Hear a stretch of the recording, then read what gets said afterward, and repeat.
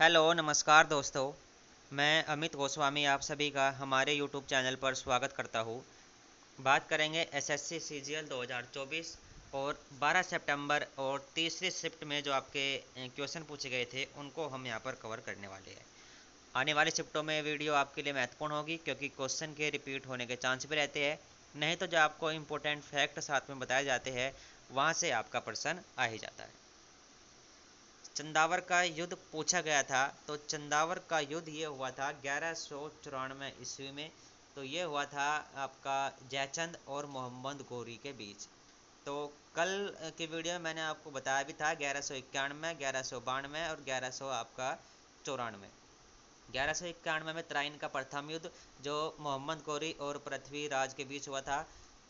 1192 में फिर से तराइन का द्वितीय युद्ध जो मोहम्मद गौरी और पृथ्वीराज के बीच में हुआ था। फिर 1194 में जयचंद और मोहम्मद गौरी के बीच में चंदावर का युद्ध लड़ा गया था। भारत में कितने बायोस्फीयर रिजर्व है? तो बायोस्फीयर रिजर्व भारत के अंदर है 18। और अगर बात करें यूनेस्को के द्वारा बायोस्फीयर रिजर्व की जो शुरुआत की गई थी कि बायोस्फीयर रिजर्व हम घोषित करेंगे 1971 में। और भारत में जो पहला बायोस्फीयर रिजर्व बना था वो बना था 1986 में, जो तमिलनाडु में नीलगिरी बायोस्फीयर रिजर्व है। और उसके बाद अभी तक भारत में कुल 18 बायोस्फीयर रिजर्व है। यूनेस्को के अगर मुख्यालय की बात करें पेरिस के अंदर है। भारत सरकार द्वारा स्मार्ट सिटी मिशन कब शुरू किया गया था? तो ये किया गया था 2015 में, जो शहरी और ग्रामीण विकास मंत्रालय के द्वारा शुरू किया गया था। त्रिशूर पूरम उत्सव किस राज्य में मनाया जाता है? त्रिशूर पूरम उत्सव केरल राज्य में मनाया जाता है। 1930 में किस वायसराय को महात्मा गांधी ने अपने नमक सत्याग्रह की अग्रिम सूचना दी थी? तो यो दी थी लॉर्ड इरविन को। संविधान का कौन सा अनुच्छेद न्याय पर आधारित सामाजिक व्यवस्था प्रदान करता है? तो ये है अनुच्छेद 38। और अनुच्छेद 38 ये नीति निर्देशक सिद्धांतों के अंतर्गत आता है, क्योंकि 36 से लेकर 51 तक के जो सिद्धांत हैं, अनुच्छेद है, वो नीति निर्देशक सिद्धांतों के अंतर्गत ही आते हैं। भाग 4 है। और नीति निर्देशक सिद्धांत जो लिए गए हैं ये आयरलैंड के संविधान से लिए गए हैं। शिकागो में हुई धर्म संसद में किस भारतीय ने भाग लिया था? इम्पोर्टेंट पर्सन है, स्वामी विवेकानंद जी के द्वारा भाग लिया गया था। हुई कब थी ये? 1893 में हुई थी। बात करें स्वामी विवेकानंद की तो 1863 में इनका जन्म हुआ था।